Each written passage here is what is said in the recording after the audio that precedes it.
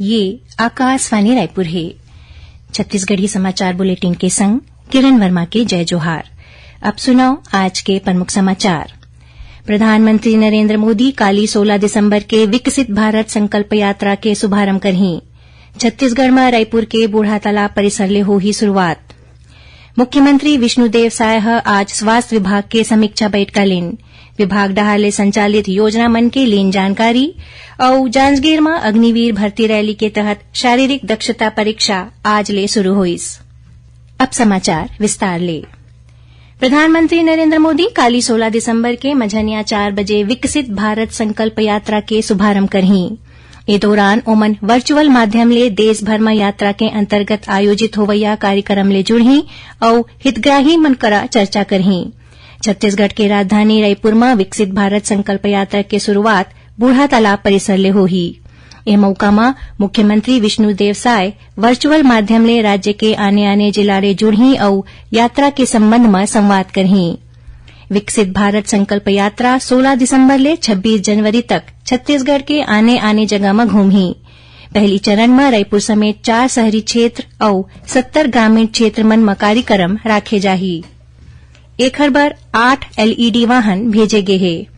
यात्रा के दौरान केंद्र सरकार के आयुष्मान भारत, प्रधानमंत्री आवास योजना, उज्ज्वला योजना, किसान क्रेडिट कार्ड जैसे फ्लैगशिप योजना मन ल जन जन तक पहुंचाए जाही। एखर माध्यम ले प्रधानमंत्री के संदेश, योजना मन के जानकारी और योजना ले जुड़े चलचित्र प्रदर्शित करे जाही। एखर अलावा योजना ले जुड़े पाम्पलेट, बुकलेट बांटे के संगे संग योजना मन के लाभ ले बर आवेदन और लाभ वितरण घलो सुनिश्चित करे जाही। योजना मन के संबंध में जागरूकता पर प्रश्नोत्तरी और सांस्कृतिक कार्यक्रम घलो होही। उन्हें योजना के लाभार्थी मन के व्यक्तिगत सफलता के कहानी और उपलब्धि ला साझा करे बर मेरी कहानी मेरी जुबानी जैसे कार्यक्रम घलो होही। संग्रह, प्राकृतिक खेती और मृदा स्वास्थ्य कार्ड के संबंध में जानकारी दे जाही। ऐसने स्वास्थ्य मेला, उज्ज्वला योजना, आधार कार्ड अपडेशन जैसे काम बर स्टॉल घलो लगाए जाही। ए स्टॉल मन में नागरिक मन ल दूसर जम्मो योजना के लाभ दिलाए के घलो व्यवस्था होही। बता दन के यात्रा केंद्र सरकार के आने योजना मन के लाभ लोगन मन तक पहुंचाए और एखर बारे में जागरूकता पैदा करे के संगरा बछर 2047 तक भारत ला एक विकसित राष्ट्र बनाए के संकल्प के साथ देश भर में निकाले जाथे। केंद्र सरकार और प्रधानमंत्री कार्यालय डहार ले ए यात्रा के मॉनिटरिंग वेब आधारित पोर्टल के माध्यम ले करे जाही। पोर्टल में यात्रा ले जुड़े सामग्री के संग्रह, हितग्राही मन ला दे जाने वाला लाभ के सूचना और शिविर वन में मिले आवेदन के संबंध में घलो जानकारी मौजूद होही। मुख्यमंत्री विष्णुदेव साय आज स्वास्थ्य विभाग के समीक्षा बैठक लेन। बैठक में मुख्यमंत्री विभाग डहार ले संचालित योजना मन के जानकारी लेन। ओमन अधिकारी मन ला जम्मो नागरिक मन ला गुणवत्तापूर्ण स्वास्थ्य सुविधा उपलब्ध कराए के निर्देश देन। श्री साय एम्बुलेंस सेवा 108 और मानसिक स्वास्थ्य पर संचालित सेवा मन ऊपर जोर देबर किहिन। श्री साय किहिन कि ऐसे व्यवस्था करे जाए कि दुर्घटना के सूचना मिले के आधा घंटा के भीतर एम्बुलेंस संबंधित स्थान तक पहुंच जाए। ओमन जम्मू अस्पताल मन में दवाई के उपलब्धता सुनिश्चित करे के संगे संग किहिन कि डॉक्टर मरीज मन बर जेनेरिक दवा लिख के एक उपयोग ला बढ़ावा देवें। ओमन स्वास्थ्य विभाग के अधिकारी मन ला कुष्ठ के विरुद्ध युद्ध अभियान चलाए के निर्देश देन। उन्हें मुख्यमंत्री प्रदेश में सड़क मन में घूमत मानसिक रोगी मन के कल्याण बर तुरते कदम उठावत ओमन ला चिकित्सा सुविधा देवाए के निर्देश देन। बैठक के दौरान मुख्यमंत्री जगदलपुर और बिलासपुर में सुपर स्पेशलिटी हॉस्पिटल के निर्माण फरवरी तक करे के निर्देश देन। ओमन बताइन कि प्रधानमंत्री मार्च के पहली हफ्ता में एखर लोकार्पण करे हैं।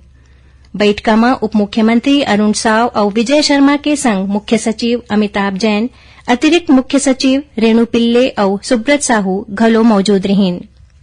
सुनैया मल्ला बता दन के प्रादेशिक समाचार एकांश के समसामयिक विषय में आधारित कार्यक्रम बातों बातों में ए बखत मुख्यमंत्री विष्णुदेव साय के पत्रकार वार्ता के मुख्य अंश में केंद्रित रही।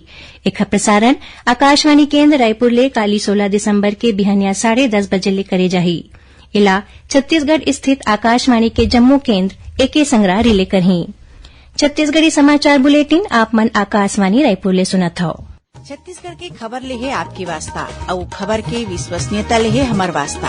आकाशवाणी समाचार रायपुर के प्रादेशिक समाचार बुलेटिन के संगे संग हमार समसामयिक कार्यक्रम आप रेडियो के संग अपन मोबाइल में घलो सुन सकत हो। आकाशवाणी समाचार फेसबुक, ट्विटर और यूट्यूब में घलो हावय।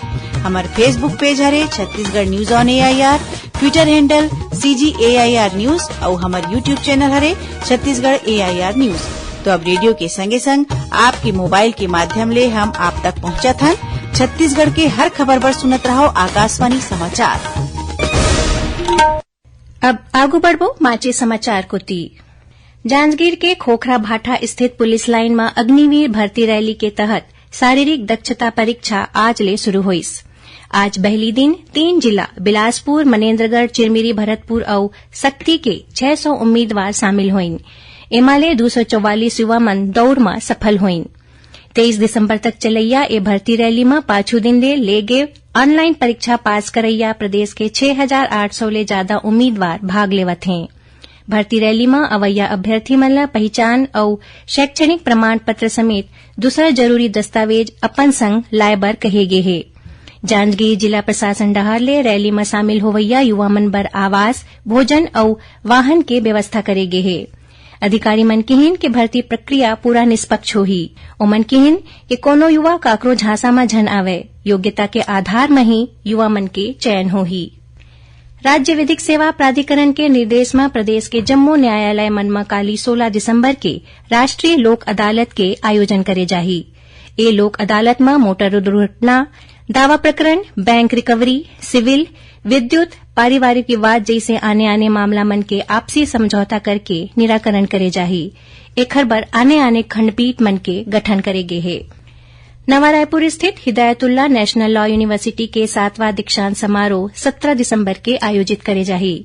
इस संबंध में रायपुर में आयोजित पत्रकार वार्ता में विश्वविद्यालय के कुलपति डॉ VC विवेकानंदन हा बताइन कि समारोह में BA LLB ऑनर्स के 150 और LLM के 90 छात्र छात्रा मन ला डिग्री दे जाही। कार्यक्रम के मुख्य अतिथि उच्चतम न्यायालय के न्यायाधीश न्यायमूर्ति प्रशांत कुमार मिश्रा, छत्तीसगढ़ उच्च न्यायालय के मुख्य न्यायाधीश रमेश सिन्हा और उप मुख्यमंत्री अरुण साव घलो उपस्थित रहीं। मुख्यमंत्री विष्णुदेव साय कांकेर जिला के परतापुर थाना क्षेत्र में सड़क टोला गांव करा काली माओवादी मंडहाले करे गे IED विस्फोट में BSF के प्रधान आरक्षक अखिलेश राय के शहादत में शोक व्यक्त करीन है। मुख्यमंत्री शहीद जवान के परिजन बर अपन संवेदना जतात कहिन कि श्री राय देश के सेवा करत वीर गति प्राप्त करे हे। ये दुख के बेरा में पूरा छत्तीसगढ़ उखर परिजन के संग है। बता दन कि BSF में प्रधान आरक्षक के पद में कार्यरत अखिलेश राय उत्तर प्रदेश के गाजीपुर जिला के निवासी रहिन। राष्ट्रीय एकलव्य विद्यालय खेल महोत्सव कर्नाटक के मैसूर में अवैया 8 ले 12 जनवरी तक आयोजित करे जाही। आदिम जाति कल्याण, आवासीय और आश्रम शैक्षणिक संस्थान समिति के आयुक्त शम्मी आबिदी बताइन कि महोत्सव में तीरंदाजी, एथलेटिक्स, योगा, बास्केटबॉल, फुटबॉल और हॉकी समेत दूसर खेल मन ला शामिल करे गे हे। ये महोत्सव में शामिल होए बर राज्य स्तरीय टीम के चयन बर 13 ले 16 दिसंबर तक प्रतियोगिता आयोजित करे जाथे। ये प्रतियोगिता में चयनित खिलाड़ी राष्ट्रीय खेल महोत्सव में राज्य के प्रतिनिधित्व करही। ओमन बताइन कि 13 दिसंबर के योगा के प्रतियोगिता राखे गे रहिस, उन्हें 14 दिसंबर के वॉलीबॉल, खो-खो और तीरंदाजी और 15 दिसंबर के फुटबॉल और एथलेटिक्स के स्पर्धा हुईस।